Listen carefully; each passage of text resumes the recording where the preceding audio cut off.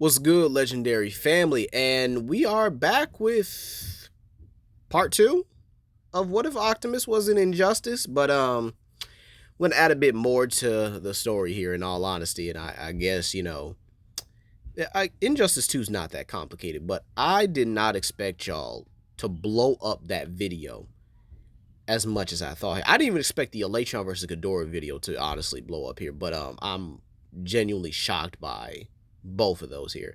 So, crap. With that being said, and I appreciate y'all, we're going to be doing a part two to this on What If Optimus Was an Injustice, part two, obviously with him being an injustice too. Now, some things that do change to the story are the sheer fact that Shazam and Flash, well, Shazam is alive, I should say that right. And considering Flash did, turn against the regime a lot earlier due to one of Optimus Prime's speeches here, this changes a lot of things here. Lex Luthor is also alive here in this verse as well because Optimus took Lex Luthor's place at the Hall of Justice. This is actually pretty important here because not only did Optimus, with a kryptonite blicky on him, beat Superman in a hand-to-hand fight without using it, but this means a lot of the regime and insurgency members actually stay alive in this timeline here, which is actually pretty interesting. Now, some of the things do happen the same for the beginning of Injustice here, but well, I would actually say the first part actually happens the same here. Flash's part happens earlier, meaning Green Lantern arrives a bit earlier in this timeline here. And, well, with the invasion of Brainiac here, I think that Batman would just contact Optimus, considering they already have a multi-dimensional, teleporter that's connected to their dimension. Keep in mind, this is still Devastation Optimus, and, well, hearing that it's a invasion this time, Optimus decides to bring a bit more allies in this timeline here, or at least more allies this time here. The people he brings with him are Sideswipe, the fastest of the Autobots here, and I actually think that he's going to be the MVP, and I'll get into that a little bit here. But Optimus is going to introduce Sideswipe as one of his more skilled and fastest Autobots, and then there's Grimlock, one of Optimus's strongest Dinobots, or strongest Autobots here, even stronger than he is, considering the sheer fact that with Grimlock, you could literally snatch up a whole Decepticon and just body slam them. Like, you grab them, spin them in the air, and then just power slam them. Let's not forget, you could suplex Decepticons too. And I actually think a friendship with Grimlock and Harley would actually be pretty funny here. I could also see a lot of the other Autobots in this one. I guess you could say Wheeljack and Bumblebee, but we'll say that they're apparently over the comms here, but they're in contact with them here. So with that being said here, a lot of things do change here. They strategize a lot quicker. Green Lantern and Flash, along with Shazam, are, all here as well. And they strategize with Lex Luthor, which actually benefits them greatly and benefits them a great deal. I could probably make a whole detailed story explaining about how, with them being alive because of Optimus's results, could actually change even the comics of Injustice here. But again, that would probably be an hour-long video if I added to this one here. So let's stick with the first chapter here, and that would be Grimlock going with them, with Harley's team, to the swamp here. And that would actually be where I would, say beginning here, meaning that it would be Grimlock and Harley going instead of Harley Quinn, Black Canary, and Green Arrow, which would go to Gorilla City a lot earlier in this timeline than in the original here. So the first person that Grimlock does have to battle is Poison Ivy. While I could leave that to Harley, I kind of think it would be pretty funny for Poison Ivy to try and seduce Grimlock here. Like, just imagine trying to use pheromones on a metallic metal dinosaur. Not gonna lie, that fire breath about to hurt crazy. Then we have Scarecrow. Now, while I do think Scarecrow's fear gas still works on Harley because it is a much stronger and a much more refined dosage here, it's probably not going to work on him.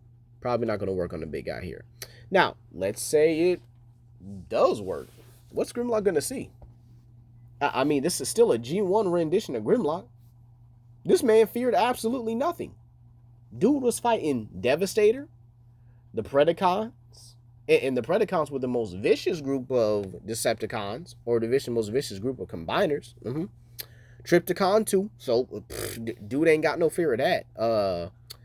Yeah, I don't see a way for this to work. I really don't. This fear gas is nothing more than a little bit of extra weed, if y'all know what I'm saying. Don't do drugs, kids. Just don't here. And you know, the funny thing I find about this here is the sheer fact that Scarecrow's likely just gonna get ragdolled here. I mean, I don't see any way for this to actually happen here, considering the sheer fact that Scarecrow, in all honesty, he's kind of trash without that fear gas here. So this may mean that Scarecrow, Deadshot as well here, since he was in the area, or maybe we say Deadshot gets away, but Scarecrow actually gets captured in this timeline, which I actually think is pretty important here.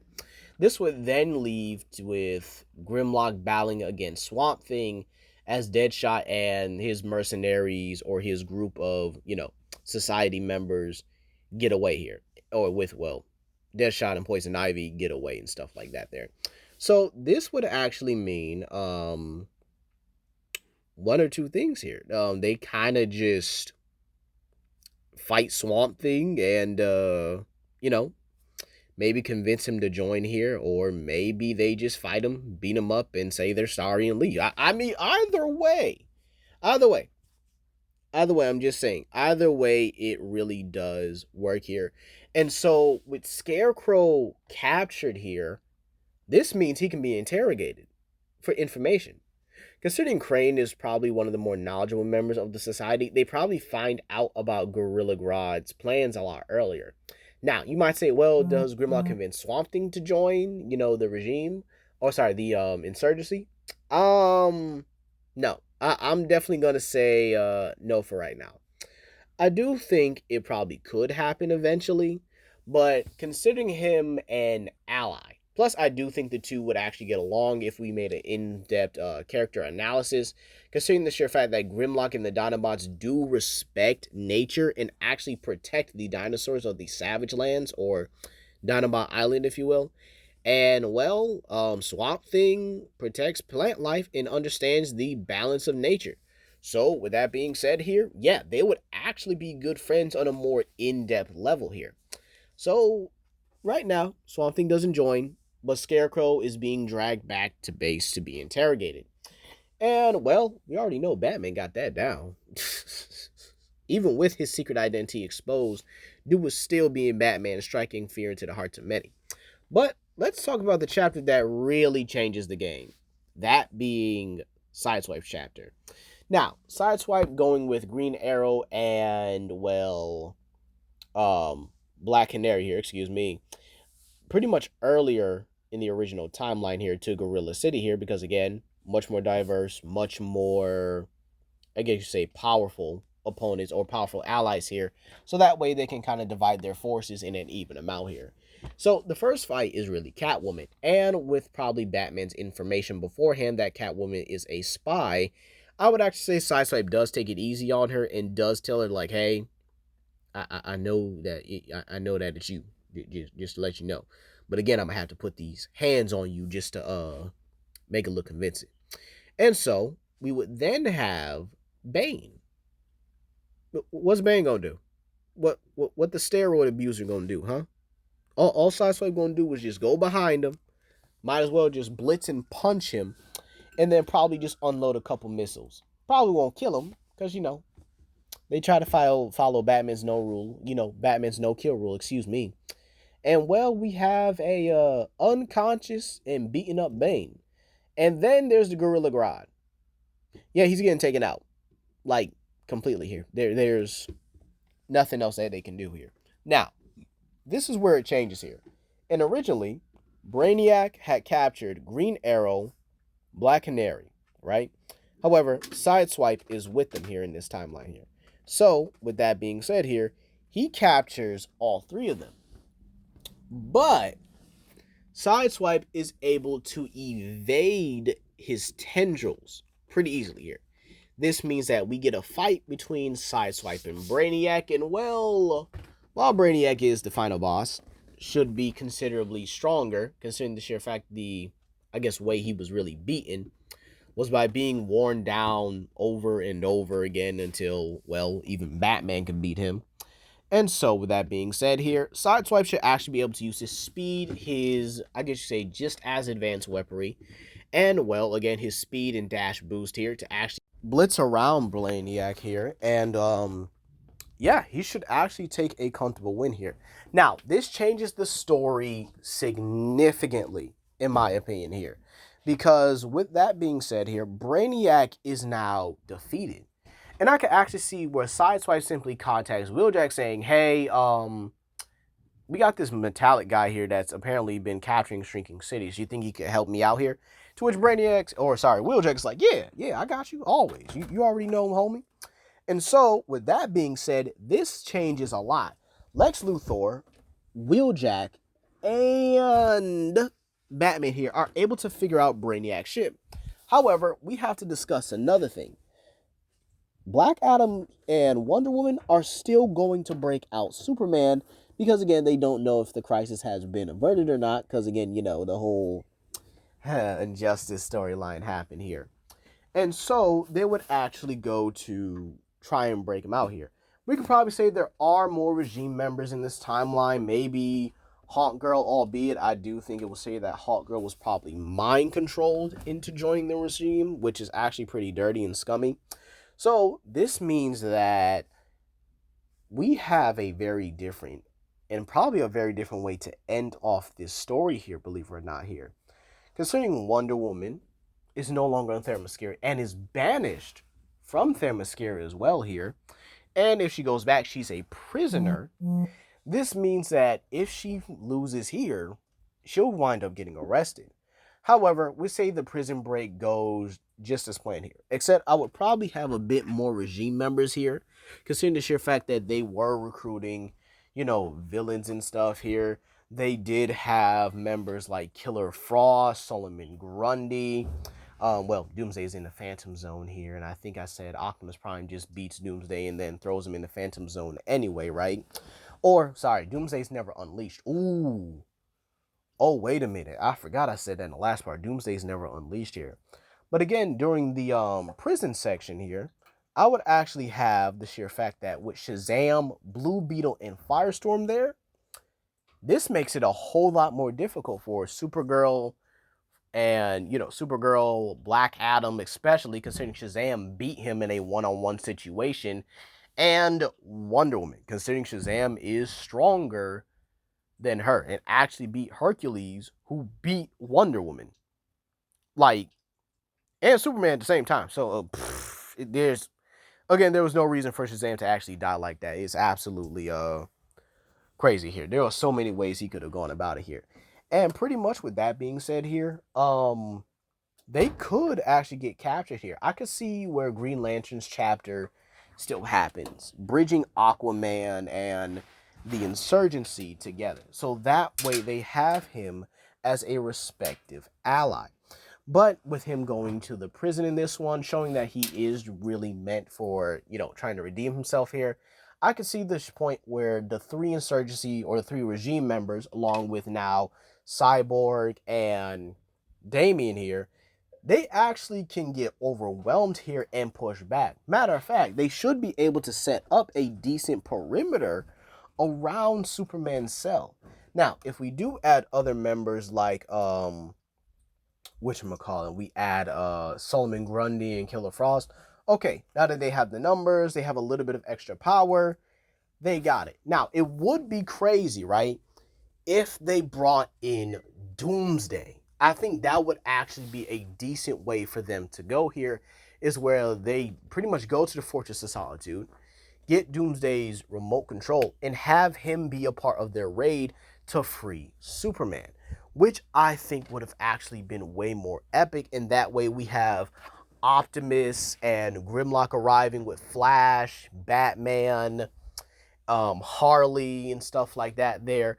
And, well, they're basically this final battle, this giant climactic battle here takes place with basically Doomsday there, and they're trying to free Superman. We could have Grimlock taking on Doomsday, Optimus taking on this Injustice rendition of Wonder Woman, where he pretty much gives her the same speech that, he gave Superman here. But again, this that probably be a bit more closer considering she is the more skilled of the two. And this is actually where I could see it being messy. Like just straight up a whole prison break and a prison bond battle here. It could get destructive, it can get messy. We can have Grimlock and Doomsday tearing it up around the city here. And even if, by the grace of something, Sideswipe gets captured, gets mind controlled by Brainiac, and the story has to find a way to function the same, the end result is still going to be messy here. Because once Sideswipe is freed, oh, that's a wrap for Brainiac. He's getting put on a t-shirt afterwards here. And then we would still have the sheer fact that, well, pretty much everything kind of ends a bit better here. Lex Luthor, and Batman working together to make the place better or make the world a better place here with their combined resources here. And well, in all honesty, I think that this would actually be pretty bad for the regime, in my opinion. Superman's likely, locked in the Phantom Zone or locked in a much more secure kryptonite and red solar induced prison. Probably a gold kryptonite prison, meaning that his powers ain't coming back for a hot minute here. And then you probably have Doomsday being thrown to the Phantom Zone permanently, probably locked up in there in a specific way as well here. And so, with that being said here, the Autobots will kind of stick around for a little bit here. I could see Supergirl being redeemed here or given another chance to actually see what was going on with the world because she is new. And I actually think Optimus would vouch for her. This is where, everyone kind of, I guess you could say the world is a much better place now. You don't have that Superman ending because there's no possible way for it to happen. And then you kind of just have the Autobots going home telling Optimus, or Optimus telling Batman that they'll be here when they need them. Maybe, the Autobots do stick around or they pay occasional visits to the Injustice verse to help out with any threats like Amazo, maybe any new threats that emerge here. But overall, the verse would be secure pretty well. But hey, that's going to be all for today, you guys. Please comment down below, like and subscribe and share with your friends. This is Legendary Grimlock, and I hope you guys have a blessed day. Peace.